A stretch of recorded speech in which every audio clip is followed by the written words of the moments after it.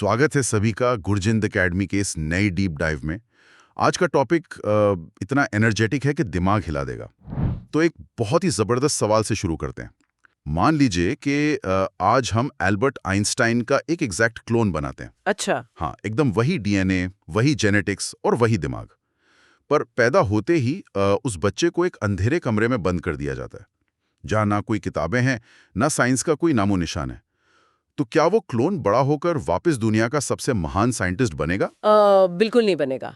और यहीं से साइकोलॉजी की सबसे पुरानी और सबसे ज्यादा बहस वाली गुत्थी शुरू होती है, जिसे हम नेचर वर्सेस नर्चर कहते हैं, यानी प्रकृति बनाम पोषण। एकदम सही। और इस डीप डाइव का मेन मिशन यही है कि हम इस सीटेड सीडीपी सेक्शन के सबसे उलझे हुए टॉपिक को अच्छे से समझ लें, ताकि एग्जाम में सीधे 2 से 3 नंबर पक्के हो सके। यानी आनुवांशिकता से शुरू करते हैं। साइकोलॉजिकल भाषा में इसी को नेचर कहा जाता है, यानी प्रकृति। हाँ। इसे आप एक रॉ मटेरियल या कच्चा माल समझ सकते हैं, जो जन्म के समय हमें माता पिता से मिलता है, जैसे हमारे जीन्स, आंखों का रंग या हमारी हाइट। वेट, यहाँ पर एक बहुत बड़ा एग्जाम अलर्ट है सभी सीटीटी एस्पिरेंट्स के लिए।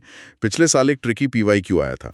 सवाल था कि हेरिडिटी को कैसी सामाजिक संरचना माना जाता है। ओह हाँ, उसके ऑप्शंस थे प्राइमरी, सेकेंडरी, डायनामिक या स्टैटिक। हाँ, तो इस पर जरा रोशनी डालिए। इसका एकदम सटीक जवाब है स्टैटिक फैक्टर, यानी स्थिर। ये समझना बहुत जरूरी है, क्योंकि जो जीन्स एक बार मिल गए वो बुनियाद अब बदल नहीं सकती, वो फिक्स है। देखिए, एपिजेनेटिक्स हमारे एक्चुअल जीन्स को बदलता नहीं है, वो बस ये तय करता है कि कौन सा जीन ऑन होगा और कौन सा ऑफ। ओह, मतलब एक स्विच की तरह काम करता है। एकदम सही पकड़ा।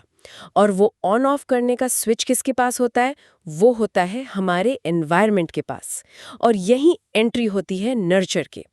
जन्म के बाद जो परिवार मिलता है, जो स्कूल मिलता है, वो सब एनवायरनमेंट है। तो इसको मैं अपने सीड वाले एग्जाम्पल से कनेक्ट करता हूँ। मान लीजिए हमारे पास एक बहुत टॉप क्वालिटी का बीज है। हाँ। वो हमारी हेरिडिटी हो गई। देखो। पर अगर हम उस बीज को एक बंजर जमीन में फेंक दें, जहाँ न पानी है न धूप है, तो क्या वो बीज कभी एक बड़ा पेड़ बन पाएगा? कभी नहीं, वो सड़ जाएगा वहीं। इसीलिए एनवायरनमेंट को एक डायनेमिक फैक्टर कहा जाता है, यानी जिसे बदला जा सके। एक बेस्ट एनवायरनमेंट किसी ऑर्डिनरी बच्चे को भी बहुत आगे ले जा सकता है। तो फिर यहाँ एक बड़ा लॉजिकल सवाल आता है, असली विनर कौन है? इंसान के डेवलपमेंट में हेरिडिटी जीतती है या एनवायरनमेंट जीतता है? इसका जवाब वुडवर्थ के एक बहुत फेमस इक्वेशन में छुपा है। उन्होंने कहा था कि development is equal to heredity multiplied by environment, यानी विकास दोनों का गुणनफल है। यहाँ एक सेकंड रोकिएगा। गुरजिंद एकेडमी के इस डीप डाइव में ये मेरा सबसे फेवरेट क्विज मोमेंट है। वुडवर्थ ने इस फॉर्मूला में प्लस क्यों नहीं लगाया, मल्टीप्लाई ही क्यों चुना? क्योंकि मैथ का एक बहुत सिंपल रूल है। अगर आप किसी भी बड़ी संख्या को 0 से मल्टीप्लाई करेंगे तो नतीजा हमेशा 0 आएगा। बाप रे, ये तो बहुत तगड़ा लॉजिक है ना?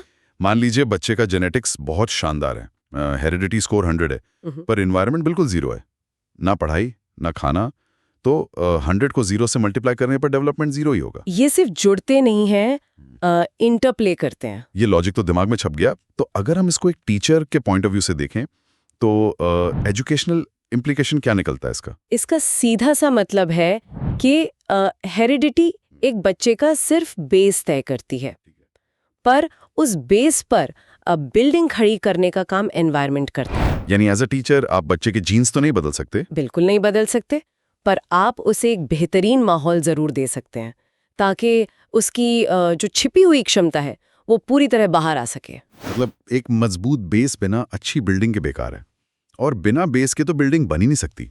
सही बात है।